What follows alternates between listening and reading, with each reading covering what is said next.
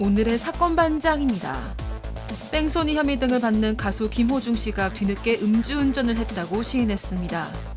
경찰은 김 씨와 소속사 관계자들에 대해 출국 금지를 신청했습니다. 유명 반려견 훈련사 강형욱 씨에게 갑질과 가스라이팅을 당했다는 제보가 들어왔습니다. 직원들이 사내 메신저에서 주고받은 이야기까지 검열했다는 주장입니다. 뾰로롱! 안녕하십니까. 자, 오늘도요 전해드려야 될 내용이 진짜 많은데 시간은 언제나 짧습니다. 빨리 시작하죠. 진실수력자 사건 반장 시작합니다. 300만 구독자를 자랑하는 유튜브 채널 피식대학 이 경북 영양 비하 방송 논란에 결국 사과했습니다. 공교롭게도 저희 방송 직후인 지난 18일 토요일에 이 사과문을 올렸더라고요. 이게 이 영상을 올린 지 일주일 만에 사과였는데 과연 이렇게까지 오래 걸릴 일이었나 싶은 생각 지금도 지울 수가 없습니다. 이 영양과 연고가 있는 많은 사방 가족 여러분들 이거 억지 사과다 하면서 저희한테 연락을 또 이후에도 많이 주시더라고요. 자, 오늘 출연자 소개 올리죠. 예, 백다혜 아나운서, 양지열 변호사, 박상희 한국열린사이버대 교수, 김은배 전 서울청 팀장, 그리고 박준혜 수어 선생님 나오셨습니다. 안녕하세요. 안녕하세요. 예, 저는 전남 나주 빛가람동에 사는 박상희예요. 다른 박상희 하신 박상희님. 내일 종양 떼어내는 수술 받습니다. 응원 부탁해요 하신 수원의 이지유님. 아이고. 자, 지난 18일 충북 청주랜드에 있는 아기 놀이터에서 어떤 아빠가 저렇게 대자로 누워서 자고 있어요. 빨리 좀 일어나 하신 장가희님. 자, 대청호 인근 삽니다. 일부 낚시꾼들 제발 남의 땅 들어가서 농작물 좀 훔치지 마. 특히 엄마 데려와서 처리했던 너 말이야 너 하신 김명선님. 자, 영상 보시죠. 자, 어제 부산 남촌동 엑슬타워 지나는데 저렇게 일장기가 걸린 걸 봤어요. 한국 사람은 아니겠죠 하신 정미화님. 혹시 저 내용 관련해서 좀 아시는 분들 저희한테 연락 좀 주십시오. 궁금하네요. 자, 심양미님, 양순희님, 양재임님, 서혜숙님 모두 사랑합니다. 자, 재미는 물론 의리로 함께하는 아세사반 뉴스 750. 예, 대한민국과 전 세계 동포 가족 여러분의 시선을 모아서 출발합니다.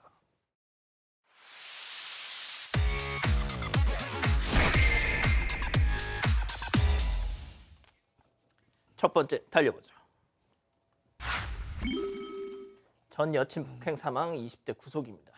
거제 전 여친 폭행 사망 사건 가해자 김승진에 대한 구속영장 실질 심사가 진행이 됐습니다. 오늘 그 자리에는 이례적으로 고 이효정 씨 부모님이 직접 출석해서 탄원서를 내셨어요. 자, 그런데 정작 가해자 김승진은 나오지 않았습니다. 고인의 부모님 얘기 들어보시죠. 꽃다운 나이에 꿈 한 번 펼쳐보지 못하고 차디찬 영안실에서 눈도 제대로 감지 못한 채 누워 있습니다. 오늘 구속영장이 발부되지 않는다면 장례 절차를 계속 미룰 예정입니다.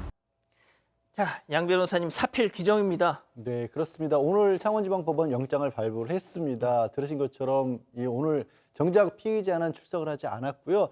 본인의 신원이 알려질 걸 우려해서 서면 심사로 대시를 했습니다. 영장 실질 심사는 사실은 변명할 기회를 그렇게 주는 거기 때문에 나오지 않아서 불이익을 내가 감수하겠다라는 것이고요. 죄명이 원래는 이 폭행으로 인한 사망이 아닐 것이라고 봤다가 국과수에서 정밀검사에서 폭행으로 인한 뇌출혈 때문에 사망한 걸로 밝혀졌지 않습니까? 그래서 상해치사로 죄명을 바꿨습니다. 구속이 됐고 피의자는 출석을 하지 않았지만 이례적으로 부모님이 출석을 하셔서 법이 허락하는 최대한의 처벌을 해달라고 간곡하게 부탁을 했습니다. 오늘 실질 심사에 나오지 않은 이유가 본인의 신상이 노출될까 봐라고 했다는 거죠? 네, 그렇습니다. 이미 다 공개됐는데 뭘. 자, 알겠습니다. 사필 규정이네요. 계속 재판 과정도 지켜보죠. 자, 다음 이어갑니다. 값비싼 난초 화분을 쓱입니다. 제보 영상 만나보시죠.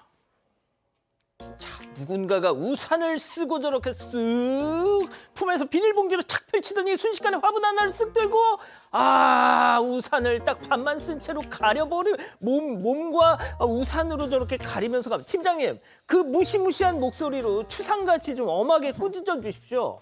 그렇죠. 지금 제가 무섭다고요, 목소리가요? 어떻든 간에 저러시면 안 되는데요. 지난 5월 15일 경기 수원시 한 사진관에서 일어난 절도 사건입니다. 제보자는 5년 전에 사진가를 개업을 했는데 지인과 친구들이 화분 같은 경우는 한 20여 개를 보냈어요. 그러니까 그 사진관에 들어온 화분들을 애지중지 키우고 있었는데 전날 비가 오니까 화분도 비를 맞아야 잘 크니까 밖에 내놨던 거예요. 그중에서 한 개를 보다시피 우산 쓰고 비닐까지 준비한 사람이 슬쩍 훔쳐간 겁니다. 그런데 그중에서도 가장 비싸고 좋은 난초 화분을 가져갔다는 거예요. 그러니까 이제 이 입장에서 볼 때에는 저 사람이 비 오는 날 저 비닐까지 준비한 거 보니까 계획적으로 준비하고 훔쳐간 거다 싶었는데 제보한 이유는 이겁니다. 방송을 보고 다시 돌려줬으면 하는 마음에서 제보를 했는데 저 가져가신 분 지금 몰래 가져갔기 때문에 이 방송을 보시면 또 몰래 와서 갖다 놓고 가면 됩니다. 무슨 말인가 아시죠? 네, 그러면 절대적으로 입건을 안 할 수도 있습니다. 아, 그렇군요. 좋은 팁 감사하고요. 자, 다음 이어갑니다. 넌 나에게 모욕감을 줬어. 목욕감 아니고 모욕감입니다. 자, 열차 안에서 벌어진 황당한 상황. 영상 만나보시죠.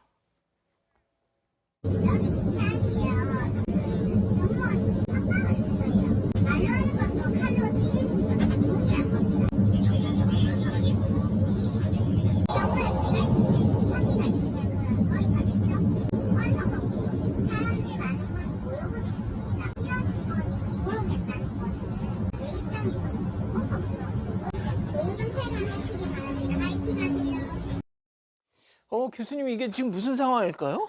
네, 이 무궁화호 열차에서 목격한 것으로 지금 제보 사건인데요.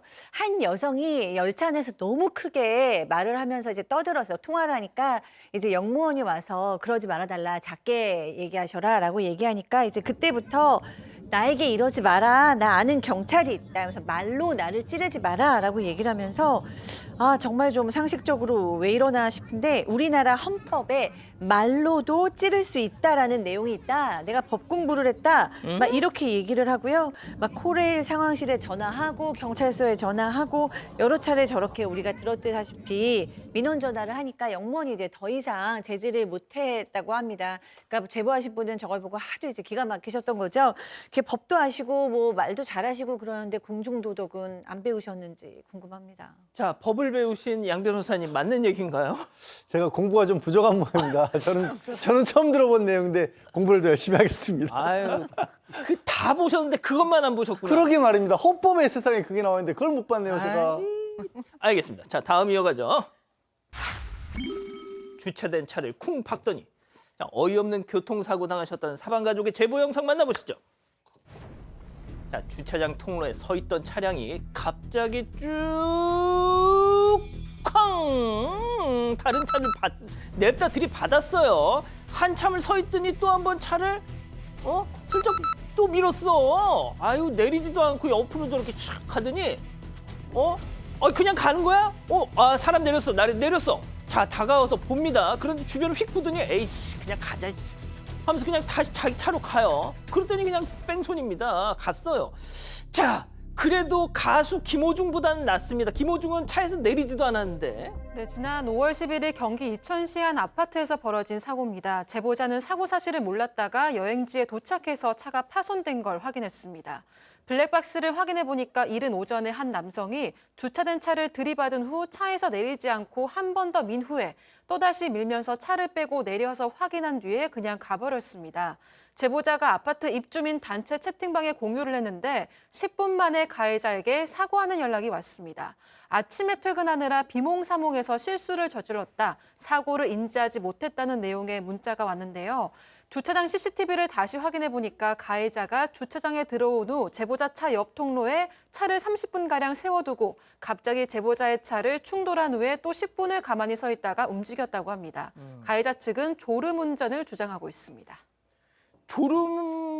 졸음운전이요? 일단 저게 법이 뭐 오래전에 바뀌었죠. 과거에는 사람을 다치게 하고 도망갔을 때만 뺑소니였는데 이제는 그러니까 차를 들이받고 물피해 도주라고 합니다. 이것도 뺑소니 일종으로 보거든요.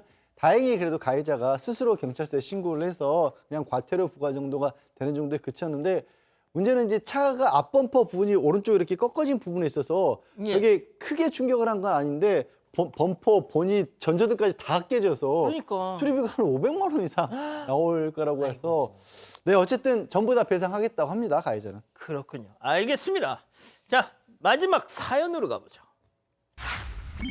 여자애가 어딜 감히 하하 요즘 세상에 이런 말을 하다니. 자, 집단 지성의 판단을 받아보고 싶으시답니다. 네, 지방에 사는 손녀를 서울에 있는 대학으로 보내지 말라고 하는 시어머니 때문에 답답하다는 며느리의 사연입니다. 사연자 가족은 비수도권에 살고 있는데요. 고등학교 3학년인 딸이 공부를 잘합니다. 최근 시가에 들렀다가 시어머니에게 수도권 대학도 충분히 갈 만큼 공부를 잘한다고 말했더니 갑자기 시어머니가 여자애가 감히 서울로 가니? 라고 얘기한 겁니다. 좋은 대학 다 필요 없다 라면서 먼 서울로 보내지 말고 근처 대학에 보내라면서 아이를 설득해달라고까지 이야기를 한 겁니다. 사연자가 요즘 누가 여자애 서울로 보낸다고 뭐라고 하냐, 인생에서 중요한 결정은 자기가 해야 하지 않냐고 따졌지만 시어머니는 괜히 부모를 떠나면 위험하다, 부모 가까이 살아야지라면서 고집을 피우신다고 합니다. 사연자는 딸이 서울로 대학을 가든 어디를 가든 아예 대학을 안 가든 스스로 선택하는 게 가장 중요하다고 생각하는데요. 하지만 문제가 더 있습니다. 어허. 남편이 어머님 말씀을 찰떡같이 따르는 효자라서 서울에 있는 대학으로 가면 등록금을 안 주겠다고 해서 크게 싸웠다고 합니다. 아이고야. 묵묵히 열심히 공부하는 딸이 원하는 대로 하게 해주고 싶은데 말도 안 되는 이유로 손녀의 인생을 제멋대로 하려는 시어머니를 어떻게 해야 할지 고민이라고 사연을 보내왔습니다. 자, 이론의 여지가 있을까 싶습니다만 그래도 한번 따져봐야죠. 기다리고 기다리셨던 푸처 핸즈업타임 유튜브 JTBC 뉴스 채널과 사건반장 독립 채널에서 6천여 분의 가족 여러분들 함께하고 계신데요. 채팅창에 OX로 함께 참여해보시죠. 먼저 남편입니다. 여보, 다혜 엄마, 당신은 어떻게 엄마란 사람이 딸내미 서울 유학 보내는 걸 아무렇지도 않게 얘기하냐? 걱정 안 되냐? 요즘같이 험한 세상에. 아이, 지방 국립대 등록금도 싸고 집에서 통학도 되고, 아이 얼마나 좋아. 그리고 당신 시어머니가 옛날부터 이 촉이 좋아요. 잔소리 말고 우리 엄마 말 들어, 동그라미. 그렇죠 뭐. 예. 자, 다음 사연자 아내입니다. 여보, 김은배 씨, 우리가 집안 형편이 안 좋니 다혜가 공부를 못하니 다들 인서울 못해서 안다는데, 아니 하고도 남을 애를 뭐가 걱정, 집에 묻거나. 그리고 요즘같이 험한 세상에 딸내미 걱정도 안 되냐고. 아이고, 나 남이섬 데려가서 배 끊기는 시간 계산했던 게 누군데 네가 할 소리는 아니지 엑습니다. 자, 은배 팀장님부터 달려볼게요. 그렇습니다. 저 제보자 같은 경우에 상당히 진취적이고 발전적이네요. 딸이 원하는 대로 하겠다. 그러니까 지방대학 갈 수도 있지만 수도권 대학 갈 수도 있고, 안 간다면 안 보낸다고 하지 않습니까? 상당히 진취적인데 시어머니는 너무나 고리타분하게 옛날 생각을 하고 있는데 저런 시어머니는 지금은 없습니다. 어찌됐든 중요한 거는 시어머니를 설득해서 딸이 원하는 수도권 대학 간다 그러면 당연히 보내는 게 맞다고 생각 들기 때문에 사연자한테 한 표 하겠습니다. 교수님, 근데 시어머니가 설득이 안 돼. 아니, 저는 시어머니는 또 그러실 수 있으실 것 같기도 해요. 정말 어르신이시고 만약 지방에 오래 사셨으면 뭔가 이제 몸에 배시고 사고가 굳으셨을 수도 있는데, 아버님 정말 이해할 수가 없어요. 아버님. 네. 정말 등록금을 안 주면서까지 딸을 앉혀놓으시는 이유가 뭐예요? 그럼 그 딸은 그 동네에서 그냥 있다가 결혼해서 애 낳고 살림만 하고 남편 뒷바라지 하면서 그 똑똑한 딸이 있고 그래야 속이 편하시겠어요? 왜 그러시는지 알 수가 없고요. 엄마께서 투쟁을 하셔야죠. 정말 딸의 인생이 걸린 문제고 딸에게 정말 기회를 줘서 마음껏 그 딸이 날개를 펼치고 살아갈 수 있게 도와주시는 게 당연하죠. 자, 양 변호사님. 저는 저분들 그 신원 공개될 거가 굉장히 걱정스럽습니다. 수험생 둔 학부모님들이요, 인서울을 할 수 있는데 아이를 서울을 안 보내고 지방이라는 이유로 그 지역을 보내겠다고 고3 수험생 부모들이 들으시면요, 그 뒤로 넘어갈 얘기입니다. 유일한 한 가지 가능성은 혹시 저 아버님이 아직도 자신의 어머니, 그러니까 시어머니에게 돈 받아 쓰고 계신 거 아니에요? 설명이 안 됩니다, 저거 도저히. 그렇군요. 자, 백다희 아나운서. 네, 저는 손녀가 딸이 원하는 곳에서 원하는 공부를 하게 해주는 게 사랑이라고 생각하고요. 저는 더 큰 문제는 남편 같습니다. 아버지로서 자녀가 원하는 일을 할 수 있도록 좀 보호를 해주시면 좋겠습니다. 그리고 가족 여러분 의견도 보겠습니다. 그리고 문경은님은 언제적 사고방식인가요? 라고 하셨고요. 사랑혜영님은 할머니 의견이 왜 필요하나요? 라고 물으셨습니다. 그리고 리릴님은 남편이 제일 답답하네요. 라고 하셨고요. 현실도피님도 조선시대에서 타임머신 타고 미래로 오신 듯합니다. 라고 하셨습니다. 그렇군요. 자, 제보 메일과 카톡 제보 채널에서는 많은 사연 제보 기다리고 있습니다. 황현진님 보고 계시죠? 지난 17일 인천 주안동 한 감자탕집에서 봉변을 당하셨다고요. 부모님 모시고 감자탕 맛있게 드시는데 건더기가 너무 안 씹혀가지고 뭐야 하고 퇴 뱉었더니 세상에 이런 왕건이 비닐이 나왔다는 겁니다. 예? 직원은 영혼 없는 사과를 하면서 다시 해드릴게요 하고 가져가더래. 아니 한 통에서 끓인 거 다시 갖다 줘도 그게 그거지. 심지어는요. 손님 계산하셔야 됩니다 했다네요. 어이가 없었지만 그래도 술값만 계산하고 나오셨다는데 아유 정말 아무튼 구청 위생과에 꼭 신고하십시오.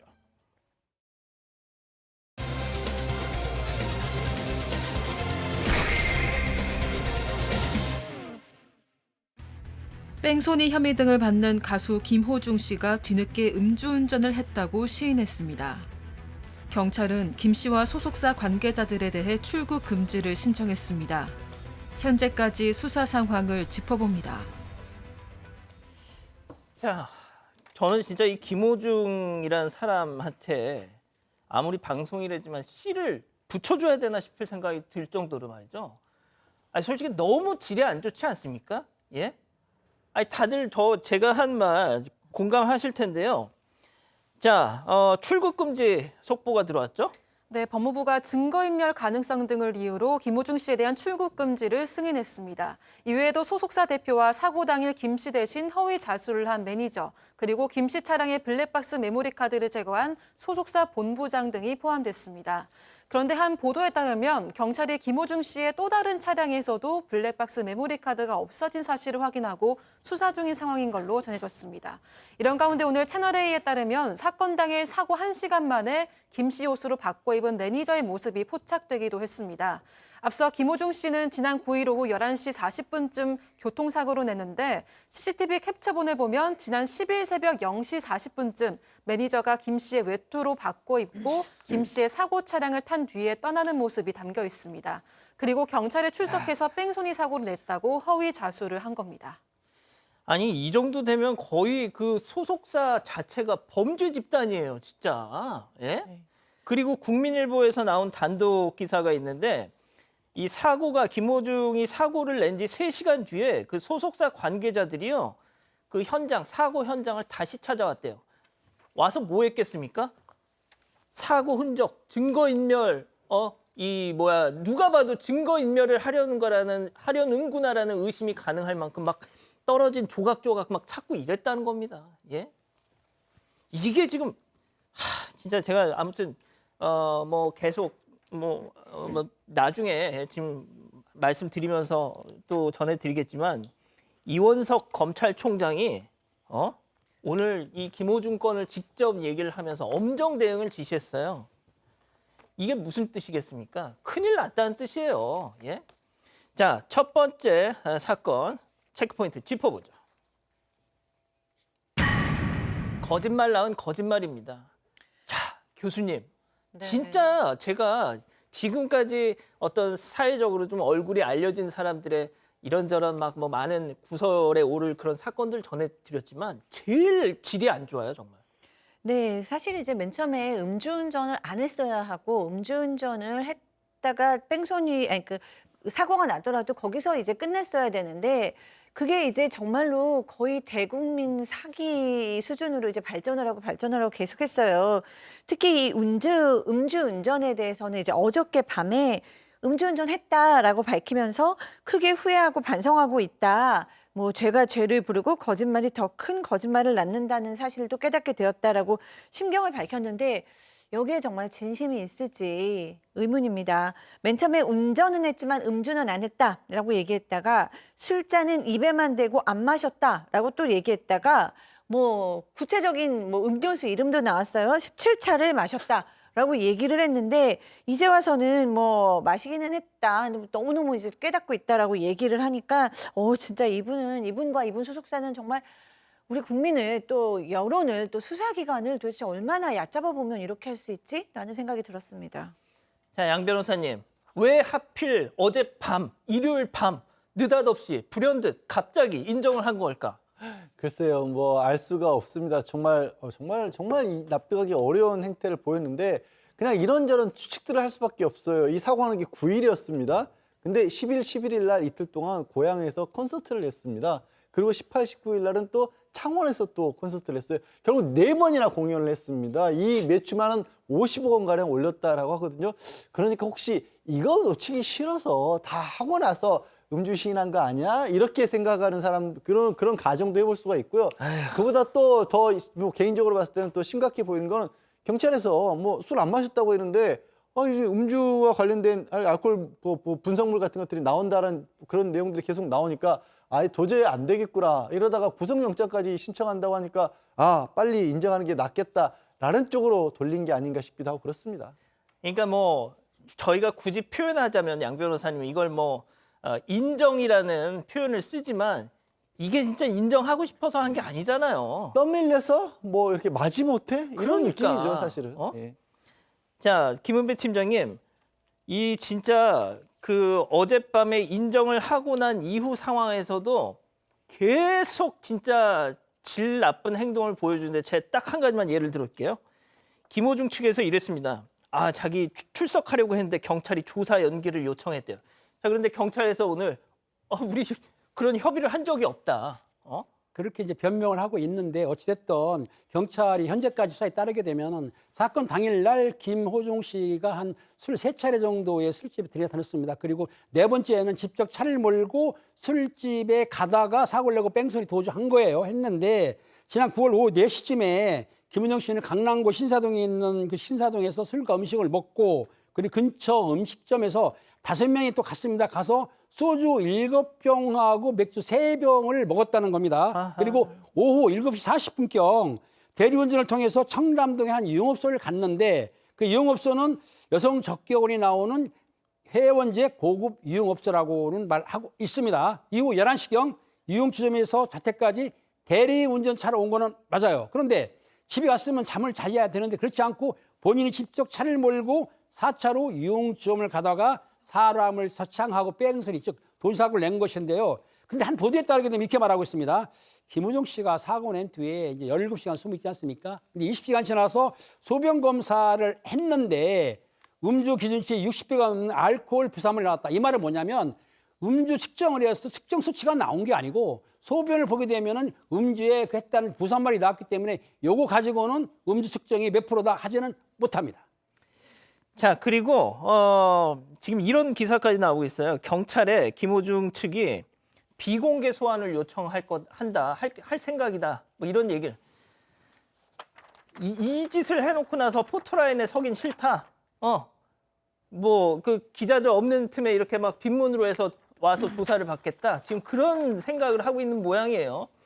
그러니까 고 이선균 씨 사례 같은 거 또 들먹이면서 언론의 어떤 그런 포토라인에 서고 망신 주기가 결국 그런 비극적인 또 이런 얘기를 하고 싶은 모양인데 진짜 제가 진짜 방송이어서 꾹꾹 누르고 있는데요.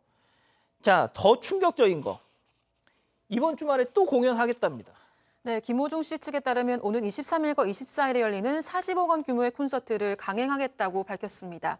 해당 공연은 세계 최정상인 악단들과의 합동 공연이고 티켓 가격이 15만 원에서 23만 원으로 티켓 매출만 40억 원가량인 걸로 알려졌습니다.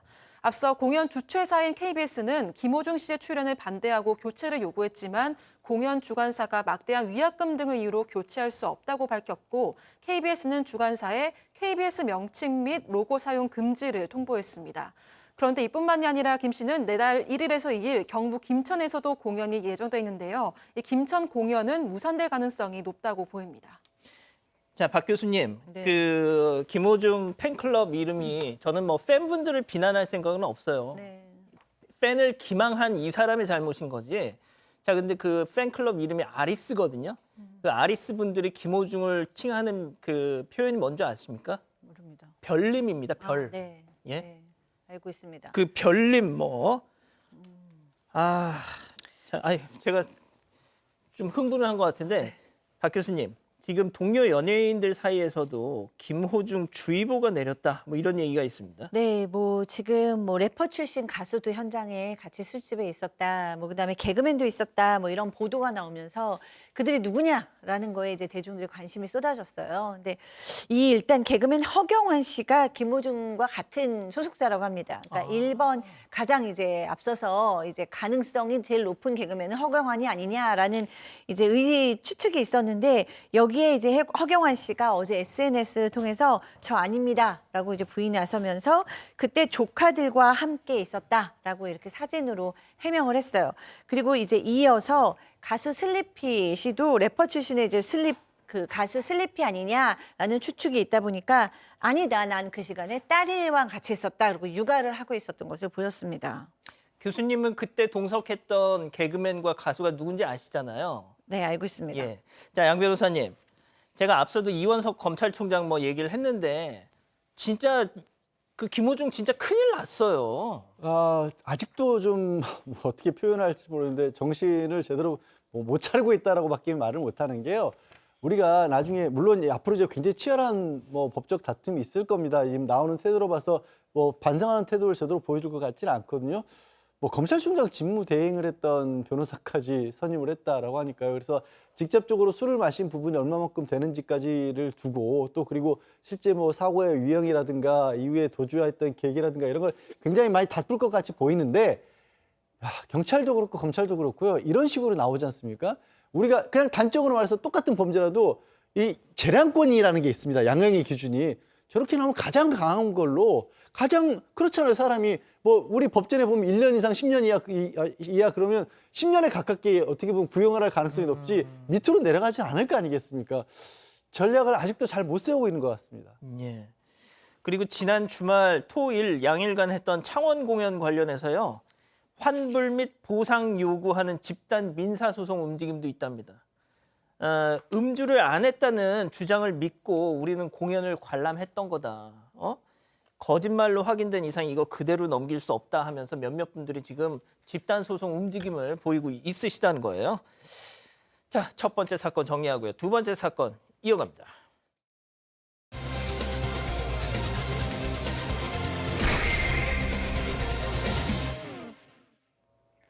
개통령으로 불리는 반려견 훈련사 강형욱 씨는 친근한 이미지로 각종 예능에서 많은 사랑을 받고 있는데요. 최근 그가 운영하는 회사가 논란에 휩싸였습니다. 기업 평점은 5점 만점에 1.8점으로 이례적으로 낮았고 온갖 악평이 줄줄이 쏟아졌습니다. CCTV와 사내 메신저로 직원들을 감시한다. 나르시스트가 운영하는 회사 노예처럼 직원들을 부려먹는다. 폭언을 하며 때로는 물건을 집어던지기도 했다. 한 퇴사자는 사건 반장에 직접 제보를 줬습니다. 제가 관두고 나서 너무너무 진짜 트라우마가 심해가지고 그리고 지금 최근에 와서 그게 터진 거잖아요. 저는 이게 분명히 내 손에 피를 묻히지 않아도 분명히 터질 일이라는 거를 알고 있었고요. 사내 갑질에 가스라이팅 의혹까지 제기되고 있는 강형욱 씨. 대체 그의 진짜 모습은 무엇일까요? 자, 밥통령은 백종원 대표, 애통령은 오은영 박사, 개통령은 강형욱. 뭐 이런 우스갯소리가 있을 만큼 강형욱 씨 반려견 훈련사 하면 딱 가장 먼저 떠오르는 셀럽이죠. 자, 그런데 지난 주말 사이에 이런 의혹이 불거져 나왔습니다. 양 변호사님. 그러니까요. 지금 이제 회사와 관련해서 회사 직원들이 뭐 전직이나 현직 직원들이 그 회사를 평가하는 그런 온라인 사이트가 있습니다. 그런데 거기에 이 강용욱 씨하고 그의 아내가 운영하고 있는 회사에 대해 평점들과 댓글들이 있는데 굉장히 낮아요. 1.8점을 받고 있고요. 17개, 25개 중에 17개가 1점이었습니다. 심지어 마이너스를 왜 못 주냐라는 그런 댓글이 달릴 정도였고 좋은 의견도 있긴 있어요. 뭐 유명한 대표가 유명한 사람이고 가끔 연예인도 볼 수 있고 뭐 굉장히 넓고 그리고 또 강아지들이 귀엽다 이런 것들은 있는데 일하기는 너무나 힘들다라는 건데 좀 그냥 힘들다는 정도가 아니라 팬심으로 그러니까 아마 강영욱 씨를 가리켜서 내가 팬으로 들어갔다가 탈덕하고 나오는 곳이라든가 청춘을 거기서 보낸 내 청춘이 너무 아깝다라든가 부모님께 이런 데 다니다 보니까 부모님께 죄송해질 정도였다든가 가스라이팅이 끝을 보여준다라는 식의 언제든지 직원은 대체 가능한 사람들이다라는 식의 그런 모습을 보여줬다라는 굉장히 좀 내용들이 심각합니다. 자, 그 무슨 구직 사이트에 올라온 전 직원들의 글 몇 개를 갖고 기사화가 된 걸 놓고 많은 분들이 댓글을 봤는데 아니 세상에 그 당사자들 취재도 않고 그 올라온 글만 보고 이렇게 몰아가도 되느냐라는 말씀을 하신 분들이 계시더라고요. 자, 그런데 저희는 제보를 여러분들께 받았습니다. 자, 일단은 그래도 의혹이라는 전제를 해두죠. 한 직원은 별점 1점을 남기면서 이런 악평을 남겼습니다. 체크포인트 짚어보죠. 개만도 못한 취급? 그렇습니다. 강 씨 부부가 운영하는 회사에 대한 후기가 있었는데 후기에 보면은 직원을 개보다 못한 취급을 하는 회사라는 그런 제목이 올라와 있는데요. 김 대표가 이제 교묘한 가스라이팅을 해가지고 제정신으로 회사를 다닐 수 없다. 그러니까 퇴사한 사람들은 지금 정시가 치를 받고 있을 정도라고 말하고 있고요. 또 다른 직원들 후기 같은 경우에는 뭐라고 했냐면 갑질 저항돼 있는데 야, 너 피부과 예약 같은 거를 업무 외에 일을 시킨 거예요? 피부과 예약해라 이런 식으로 했었고 또 그리고 화나거나 실수하게 되면은 자기가 선물했던 물건을 다시 갖고 와 뺏어오기도 하고요. 또 혜택을 줬는데 혜택을 처리하거나 그렇게 했다고 하는 것이고요. 또 전직 직원들이 쓴 겹치는 부분들 여기 보면은 회사에 CCTV를 배치를 했는데 CCTV 한 이유가 직원들의 근무를 감시하기 위한 CCTV였고 그다음에 사내 메신저 있지 않습니까? 그 채팅하는 것도 감시했다는 거예요. SNS도 검열했다고 하는 거고 그리고 또 각 부서의 직원들이 이간질했다고 하는데 그리고 뭐 초과수당을 지불하지 않고 초과금을 시켰다고 하는데 이렇다고 한다면 상당히 이게 문제가 되는 겁니다. 노동부 신고에도 이렇게 했다고 하는 것이기 때문에 이 직원들의 주장이 사실인지 아닌지는 좀 더 확인을 해봐야 될 것 같습니다. 예. 일단 저희한테 제보가 저희한테 제보가 왔습니다. 한 퇴사자 강영욱 씨에게 이런 말을 들었다는 거예요. 주장이겠죠. 들어보시죠. 들었던 말 중에 진짜 제일 기억에 나는 말은 숨도 쉬지 마라. 너가 숨 쉬는 게 아깝다. 벌레보다 못하다. 그냥 기어나가라. 그냥 죽어라. 이런 얘기도 맨날 들었죠. 안 듣는 날이 없었죠. 그런 기분 안 좋은 날에. 줄 던지는 건 다반사고 맨날 불려나가갖고 맨날 욕먹고 욕먹는 건 그냥 직원들 다 보고 있어요. 훈련사들은. 자, 교수님. 내용이 정말 너무 많네요. 지금 얘기한 것보다 지금 너무너무 훨씬 많거든요. 그래서 이제 이게 어쨌든 댓글을 뭐 한 사람이 이만큼 다 달았다? 뭐 아니면 한두 사람? 그렇게 보기는 좀 어려운 게 댓글도 많지만 지금 제보도 많고 그 내용도 너무 지금 많아요. 지금 지금 인터뷰하신 것처럼 숨도 쉬지 마라. 숨 쉬는 건 아깝다.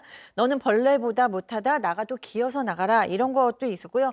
폭언이 뭐 너무 많았다고 합니다. 그러니까 누군가가 폭언을 당하는 걸 보고 있든가 아니면 본인이 당하던가 이런 상황이었다. 그리고 기분이 너무 나쁜 날에는 목줄을 손에 있던 걸 던지는 날도 있었는데 그거를 맞은 직원도 있다. 그래서 그 직원이 도저히 못 견디고 퇴사를 하겠다고 했는데 그 후에 이제 왕따 수준으로 이제 괴롭힘을 당했고 그다음에 훈련하시는 분들한테는 또 뭐 너는 훈련 못하고 아무것도 못하는 애다. 그냥 내 이름으로 훈련하는 거다라고 이제 가스라이팅을 해서 사실은 퇴사하겠다라는 얘기도 좀 하기 어려웠다고 하고요. 또 하나 믿기지 않는 것은 이제 또 다른 직원이 한 얘기인데요. 명절 선물로 배변 봉투에 담은 스팸 6개 이렇게 받았다. 그러면서 네 이제 뭐 선물도 뭐 줬다가 뺏기도 하고 그다음에 곰곰이 생각해봐서 혹시 대표님 편일 사람이 있을까라고 생각했는데 한 명도 없을 것 같다라고 얘기하고 나이가 많은 직원들에게도 마찬가지였다라고 얘기를 했습니다. 저희가 일단은 주장입니다. 제보자들의 주장이고 또 저희도 이게 뭐 예단을 섣부르게 하지는 않겠습니다만 이 말씀 먼저 드릴게요. 저희가 오늘 제보자들의 이 내용을 받고 이에 대한 강영욱 씨 측의 답변을 듣기 위해서 연락을 했습니다. 문자로, 전화, 휴대폰으로, 그리고 회사로, 메일로. 특히 메일은 읽고 회신이 없습니다. 다 피드백이 없습니다. 저희뿐만이 아닙니다. 다른 매체들도 주말 사이에 이 내용이 나오고 나서 다 강영욱 씨 측에 연락을 했는데 피드백이 없습니다. 자, 백다희 아나운서, 제보자들이 가장 용납하기 힘든 부분이 있다라고 이렇게 이구동성으로 지적했던 것이 CCTV와 어떤 메신저를 통한 감시와 통제. 네, 맞습니다. 제보한 전 직원들의 주장에 따르면요. CCTV가 곳곳에 설치되어 있고 직원들이 휴대전화만 쳐다봐도 바로 경고가 날라오거나 불려갔다고 합니다. 사내 메신저도 지정해서 깔게 했는데요. 직원들의 대화를 보지 않았다면 알 수 없는 내용을 물어봐서 실시간으로 감시를 하고 있구나 이렇게 느꼈다고 합니다. 또 대화에 욕하는 부분이 있는지 확인을 해서 직원들도 어느 순간부터는 회사 이야기만 했다고 합니다. 몇 년 전부터는 법적으로 문제가 될 거라고 생각했는지 변호사를 불러서 메신저 감시에 대한 동의서를 강제로 작성하게 했다고 하는데요. 해당 내용을 보면 사내 메신저 프로그램은 회사의 소유이고 정보를 열람하는 것에 동의한다. 업무 시간에 업무와 무관한 대화를 주고받거나 타인을 비방할 목적으로 타인의 명예를 훼손하거나 모욕할 경우 사내 규칙에 따라 징계를 받을 수 있다는 내용이 적혀 있습니다. 아, 저게 실제 저런 동의서를 네. 받았었군요. 제보자분이 저희한테 저걸 지금 저희한테 공개를 해주신 건데, 자, 더 충격적인 주장도 있습니다. 한 직원은 퇴사 후에 급여를 받았는데 그 급여 내역을 보고 깜짝 놀라셨대요. 직접 들어보시죠. 마지막에 강영욱 씨한테 카톡이 왔어요. 급여 관련해서 할 말이 있다 전화를 달라라고 해가지고 제가 그때부터 증거를 남겨놔야겠다는 생각으로 카톡으로 남겨달라고 했었어요. 그랬더니 답을 안 남기더라고요. 그러더니 급여날이 얼마가 들어왔냐면요. 1,700 얼마가 들어온 거예요. 살면서 그런 경우는 처음 봤고 그거를 견딜 수가 없더라고요. 그래서 신고하게 됐고요. 9,700만 원이 아니고 9,670원입니다. 9,670원. 네, 아, 그러니까 말도 안 나오네. 만 원이 안 되는 게 급여라고 찍혔다라는 거고요. 지금 저 직원분은 이제 퇴사할 무렵에 강영욱 씨가 전화를 해서 급여 관련해서 할 얘기가 있다라고 해서 이제 본인 주장입니다만 이게 무슨 얘기가 오갈지 모르니까 카톡으로 연락을 달라고 그러는데 답이 없었다라는 겁니다. 아, 증거가 남으니까. 예, 증거가 남으니까 그래서 이제 답이 없어서 고용노동청에 바로 신고를 했고 그래서 이 고용노동청 직원을 통해서 도대체 왜 저한테 9,600원밖에 안 줬다고 합니까? 라고 물어봤더니 담당했던 고객을 끝까지 살펴지 않았기 때문에 급여를 깎아야겠다라고 얘기를 했다라고 이 직원이 주장하는 거고요. 퇴직금은 또 아예 없었다라고 그렇게 얘기를 했답니다. 그래서 고용노동청에서 그냥 넘어갈 수가 없으니까 삼자 대면을 해서 날짜 하겠다고 해서 날짜까지 잡았었는데 이후에 강영욱 씨 아내로부터 연락이 와서 혹시 뭐 자존심 상한 거냐, 자존심 상하게 할 생각은 없었다라고 연락이 왔고 급여나 달라라고 했더니 세 차례에 걸쳐서 기본급 연차 수당 같은 걸 다시 정상적으로 입금을 했다라고 하네요. 그러니까 처음부터 제대로 된 액수를 줬었다면 고용노동청에 신고를 할 일 저 보니까 실제 다 접수가 된 문서들이네요. 이거는 뭐 그냥 일방적 주장이 아니라 증거로 남아있는 문서네요. 예. 자, 백다희 아나운서, 그런데 네. 이 직원들뿐 아니라 강영욱 씨 그 회사에 반려견을 맡겼던 고객들도 뭔가 좀 꺼림칙한 어떤 경험 이걸 말씀하시는 분들이 계신다고요. 네, 맞습니다. 이 고객이 훈련사들에게 아이스 커피를 사다 준 적이 있었는데 이 훈련사들이 물이나 커피 같은 것도 허락을 받고 먹어야 하는 상황이었고 그래서 마치 군대 같은 느낌을 받았다고 합니다. 또 강영욱 씨의 차가 멀리서 들어오면 훈련사들이 뛰어가서 한 명은 개를 받고 한 명은 강영욱 씨의 짐을 받아서 가는 경우도 봤다고 하고요. 한때는 훈련사들이 10명 넘게 있었는데 훈련사들이 자주 그만둬서 회사에 뭔가 문제가 있나 싶었다고 합니다. 자, 그 직원들, 강영욱 씨 회사를 다녔던 직원들이 말씀하시는 게 있습니다. 터질 게 터졌다라고들 한결같이 좀 반응을 하시는데, 자, 그런데 저 역시도 이 취재 과정에서 좀 들었던 의문들이 그겁니다. 왜 지금까지 가만히 있었냐? 왜 지금까지 가만히 있다? 왜 하필 이번 주말에 이게 막 이렇게 불거지기 시작하는 것이냐? 침묵할 수밖에 없었다고 합니다. 왜? 이쪽 업계에서 가장 그 꼭지점에 서 있는 거물이기 때문에. 제보자 얘기 직접 들어보시죠. 저는 사실 아직도 무서워요. 아직도 무섭고 사실 그 사람이 저희 거 알까봐 무섭고요. 그냥 그 사람이 더 이상 안 나왔으면 좋겠어요. 텔레비전에 나오면 좀 많이 괴로우세요? 텔레비전에서. 못 봐요. 못 봐요. 자, 교수님. 네. 일단 강형욱 씨 회사가 내부 사정으로 2024년 6월 30일에 지금 전면 교육 서비스를 종료하게 되었다고 홈페이지에 남겼는데 또 다른 직원에 따르면 대표님이 처음부터 그랬고 점점 더 심해졌는데 교육 서비스를 종료하고 나서 이 문제가 이제 수면에 떠오른 것 같다라고 얘기를 했고요. 정말 제가 이해가 안 되는 건 사직서에 여러 비밀 유지 조항을 넣었대요. 그리고 거기에 민영사상 책임도 경고했다고 합니다. 그러니까 직원들이 겁을 먹고 있다라는 얘기를 했는데 정말 진실을 저도 한번 듣고 싶어요. 왜냐하면 강형욱 씨의 이미지가 워낙에 반듯했기 때문에 이 말들이 참 낯설게 느껴지는데 그렇다고 지금 이 직원들의 이야기가 다 만들어낸 것 같지는 않잖아요. 그래서 정말 그 현실 팩트가 뭔지에 대해서 굉장히 궁금했고 그다음에 이제 워낙에 쌍욕도 많이 하고 고함도 치고 막 이래서 직원들이 이거를 신고하기가 참 어려웠다라고 밝히고 있습니다. 사직서에 여러 비밀 유지 조항을 넣어서 민영사상 책임을 경고했다. 그래서 겁을 먹을 수밖에 없었다. 제보자들이 강형욱 씨한테 꼭 하고 싶은 말이 있다고 해서 대신 전해드릴게요. 강형욱 대표님 지금이라도 사과할 마음 없으신가요? 사과 받고 싶습니다. 이제라도 라고 좀 전해달라 하셨는데 제가 앞서도 말씀드렸다시피 강형욱 씨 본인에게 또 그리고 회사에도 연락을 해봤지만 지금 이 시간까지 콜백은 없습니다. 저희 진짜 꼭 반론을 받고 싶습니다. 이 방송 보시면은 뭐 내일이든 오늘 밤이든 언제든 꼭 좀 연락을 주셨으면 좋겠어요. 자, 이렇게 정리하고요. 별별 상담소 이어갑니다.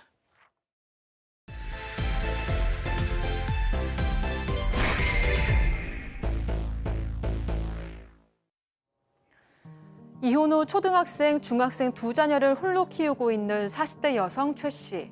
전 남편이 처음 2년 동안은 양육비도 주고 주기적으로 아이들도 만났는데 그 이후로는 점점 뜸해지더니 양육비를 일절 주지 않고 있다고 합니다. 그런데 최근 전 남편에게서 밀린 양육비를 주겠다는 연락이 왔다는데요. 단 조건이 있었습니다. 대체 무슨 조건이었을까요? 하하, 예. 양육비 안 주는 부모들 참 많죠. 무슨 이유에서든 배우자와 이혼을 했더라도 자식은 끝까지 책임을 져야 하는 게 도리이고 인지상정인데 자, 오늘 제보자도 양육비 때문에 네, 그렇습니다. 40대 여성 최 씨는 4년 전에 이혼한 후에 초등학교 5학년 딸과 중학교 1학년 아들을 키우고 있습니다. 친정 부모님은 멀리 계셔서 도움을 받을 수가 없어서 혼자 열심히 아이들을 뒷바라지 하고 있는데 점점 힘이 든다고 합니다. 전 남편은 2년 전까지만 해도 양육비도 보내주고 주기적으로 아이들을 만났는데 그마저도 띄엄띄엄해지더니 끊긴 상황이고요. 최 씨 연락은 당연히 받지 않고 아이들이 연락을 해도 바쁘다는 핑계만 댄다고 합니다. 자, 느낌이 쎄합니다. 뭐 만난 사람이라도 생긴 걸까요? 네, 그랬을 수도 있는데 뭐 워낙에 연락이 되지 않기 때문에 거기까지 알 수가 없어요. 그리고 뭐 이혼을 했기 때문에 큰 관심도 없는 상황이지만 중요한 것은 이제 아이들인 거죠. 그러니까 아이들을 키우는데 양육비가 필요하잖아요. 그런데다가 이 아이들 지금 초등학교 5학년과 중학교 1학년 가장 사춘기입니다. 그러니까 양육비도 필요하지만 사실 정서적으로도 이 아버지가 필요한 나이죠.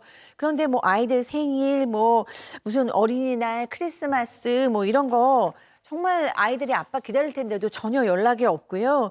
그다음에 이제 5월은 가정의 날이고 어버이날이잖아요. 그러니까 어버이날만큼이라도 좀 아이들 옆에 있어줬으면 했는데 뭐 아빠한테 연락은 당연히 없습니다. 그러니까 아이들이 의젓하게 우린 엄마만 있으면 돼라고 얘기를 했다는 거예요. 세상에. 당연히 눈물이 났겠습니다. 팀장님, 도대체 그 아빠란 사람이 어땠길래 아이들이 엄마만 있으면 되라고 해요? 이 최 씨가 그 애기 아빠하고 이혼을 핵심했던 것이 뭐냐면은 이 사람이 진실하지가 못해요. 거짓말만 주로 하는 사람이기 때문에 이혼한 뒤에도 아마 그 거짓말하는 모습이 보이기 때문에 이혼을 잘했거나 생각했다고 하는데 결혼 생활이 한 9년 정도 되는 것 같은데 남편이 수입에 대해서 한 번도 모른다는 거예요. 그러니까 무슨 말이냐면 남편이 수입뿐만 아니라 거짓말도 자주 하고 하니까는 믿을 수가 없는 거죠. 근데 그 거짓말이 자꾸만 수면에 드러났을 때 거기에 대해서 이 얘기를 하니까는 적반하장으로 화를 내면서 또 뭐 폭력적으로 나왔다는 거예요. 아하, 그러니까 이런. 이거는 같이 살 수 없는 사람이다 싶어서 이혼을 결심을 했는데 또 그리고 중요한 건 아이들한테까지도 이 남편이 짜증내고 화를 내니까 도저히 견디지 못하고 이혼했으면서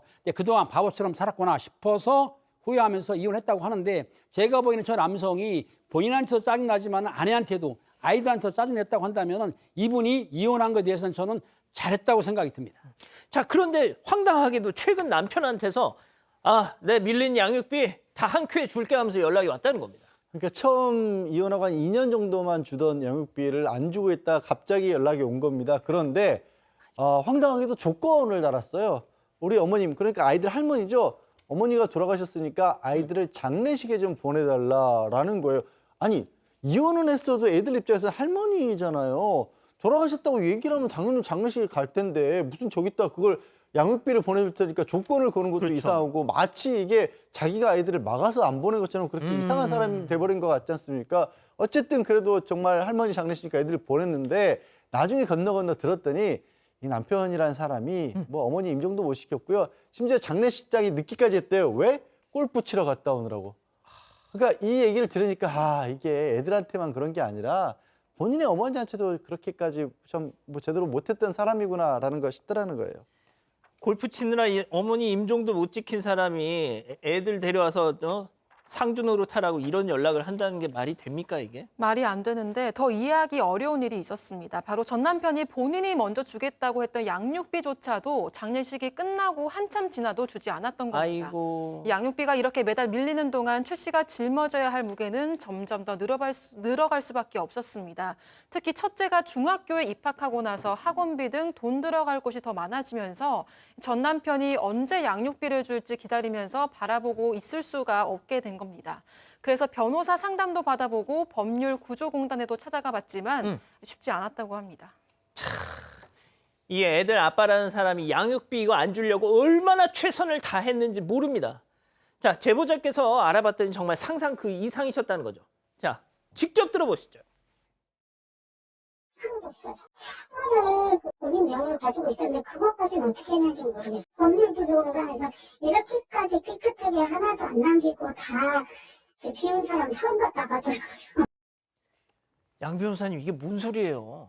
그러니까 뭐 사대보험 뭐 되는 직장도 다니고 있다 그것도 그만뒀다라고 하고 뭐 자동차도 그렇고 아예 계좌에 아무 돈도 남겨놓지 않았다라는 거고요. 거기 더 나가서 심지어 이제 뭐 변호사 선임을 해서 소송도 하셨던 모입니다. 양육비 이행 청구를 하셨는데 법원에서 판결이 나와도 요지부동이라는 거예요. 아예 뭐 돈 없는데 어떻게 하겠자라는 식이고 요즘에 이제 여러 가지 강제할 수 있는 수단들이 생겨서 사실상 구속이나 마찬가지로 감치 명령이라서 구치소에 가둬둘 수 있는데 경찰이 찾아갈 때마다 자리를 비워서 집행을 못 하고 있고 이분 입장에서는 이걸 계속해서 유지를 하려고 하면 또 양육비 청구를 해야 되니까 법원에 이렇게 찾아다니고 비용 들고 이런 것만 더 부담 있는 상황이라고 합니다. 자, 그러면요, 여기서 별별 상담소 오늘의 궁금증 짚어보죠. 자, 양육비 안 주려 재산 꽁꽁 숨긴 전 남편, 이거 어떻게 받아내면 좋겠습니까, 팀장님? 저렇게 지금 보면은 재산 명시제도 같은 거 신청해도 재산이 없다고 한다면 사실은 일반인이 못 찾기 때문에 요거 재산 추적팀이 있습니다. 추적하는 팀이 있기 때문에 그런 데에서 돈이 약간 든다 하더라도 그 저 남편이 먹고는 살 거 아닙니까? 그러니까 틀림없이 재산을 다른 데로 은닉시킬 것이다. 그러니까 은닉 재산을 찾는 팀들이 있으니까 한번 상담을 해보셔서 이 남편 숨긴 재산 보지를 찾아가지고 받아내야 할 것 같아요. 팀장님이 탐정 업무도 하시잖아요. 제 탐정 업무는 하고는 있지만 저건 안 다루시나요? 저런 연락 거? 오면 제가 좋은 탐정 소개팅 해줄게요. 자, 그 교수님, 예. 정말 너무 속상하시겠어요. 아이들이 사춘기인데. 근데 이거 이 아빠 어떻게든지 이제 이 책임감을 스스로 가져야 될 텐데 책임감이 없으니까 오늘 사건만장에도 얘기했지만 뭐 배드파더스 뭐 이런 사이트 같은데 여전히 지금 올릴 수 있는 건지 그 법률적으로는 안 된다는 것도 제가 듣기는 했는데요. 무슨 방법이 있을지 하여튼 이 아버지가 본인이 어쩔 수 없이 내야 되는 방법을 찾을 수 있을지 그냥 저 개인적으로 의구심이 듭니다. 자, 양 변호사님, 이거 어떻게 받아내야 돼요? 지금 사실 법적인 수사는 다 하고 계신 것 같아요. 근데 이게 언젠가는 그래도 자기 명의로 경제 활동을 할 수밖에 없기 때문에 재산이 떠오르긴 할 텐데 사실 저는 이 지금으로서는 답답한 마음에 오히려 늘 비슷한 상황에서 이런 일 겪는 분들이 많이 있거든요. 국가가 좀 제대로 바꿨으면 좋겠어요. 국가가 필요한 만큼의 양육비를 우선 먼저 주고요. 시간을 가지고 있는 건 국가잖아요. 그러니까 이 남편이 나중에 경제활동을 해서 이 수면 위로 돈이 떠오를 때 기다렸다가 국가가 세금 걷듯이 좀 그때 집행하면 안 돼요? 지금 아이들 당장 한 해 하루 커가고 있고 그때 학원비 나가야 되고 더 어린 아이들은 그냥 글자말로 분유가 받기 급한 그런 부모들 계신데 그거 언제 법원 왔다 갔다 해서 받겠습니까? 좋은 아이디어 같네요. 자, 그럼 일단 별별 상담소 이렇게 정리하고요. 글로벌 픽 이어갑니다.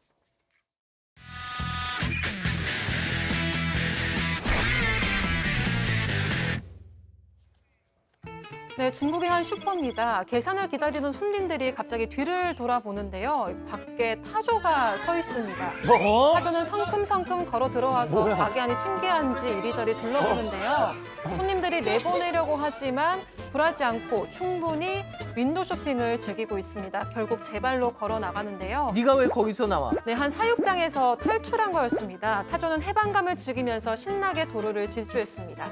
그러던 중 뭔가 홀린 듯이 이끌려서 갑자기 인도로 들어갔고요. 최종 목적지인 슈퍼에 도착을 한 겁니다. 배가 고팠던 건가요? 네, 타조의 짜릿한 일탈은 약 20분 만에 끝났습니다. 주인에게 붙잡혀서 차를 타고 농장으로 끌려가야 했습니다. 아유, 미국으로 가보죠.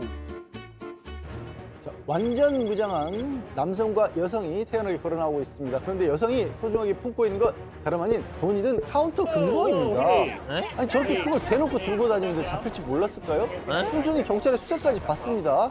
그런데 옆을 잘 보세요. 네. 저 여성과 함께 멀뚱하게 있는 남성, 예. 그게 경범이 확실해 보이는데 마치 자신은 아무 관련이 없다는데 슬금슬금 사라져버립니다. 어딜 가? 경찰이 바로 뒤를 쫓았습니다. 그러니까. 그리고 얼마 안 가 창고 짐더미 속에 대놓고 숨어있는 저기 숨은 거예요. 아이고. 남성을 발견했습니다.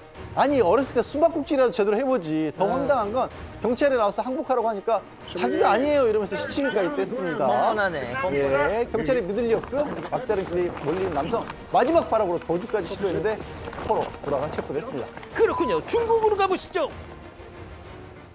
자, 두 남성이 야외 테이블에 앉아 야식을 즐기고 있습니다. 그런데 딱 봐도 바람이 조금 많이 불죠. 그리고 길가에 깔려있던 방석도 일부 뒤집히는데요. 이 남성들 아랑곳하지 않고 꿋꿋하게 식사를 이어갑니다. 불안해, 불안해. 예, 하지만 바람이 이제 점점 더 강해집니다. 그때 순간적으로 강한 돌풍이 들이닥쳐 방석포가 아예 뒤집혀버렸습니다. 세 남성들 바닥에 나동거라졌고 식탁과 의자도 날아가 아수라장이 됐습니다. 아유. 콘드로이친 이젠 검증이 필요하겠죠. 어떤 콘드로이친인지, 충분히 콘드로이친을 담았는지. 기능성은? 그건 기본 아닌가? 관절이 기억할 만하네. 이름값이란 이런 것. 관절엔 콘드로이친 1200. 수많은 멀티비타민 중 대한민국 1등 고려온단 멀티비타민 올인원. 한국인 영양에 딱 맞춰 23가지 비타민과 미네랄을 좋은 원료로 하나를. 대한민국 1등 멀티비타민. 이젠 고려온단입니다. 사랑하는 사건반장 가족 여러분 행복한 밤 보내시고요. 저희는 내일도 4반 750 저녁 7시 50분에 다시 옵니다. 안녕히 계십시오.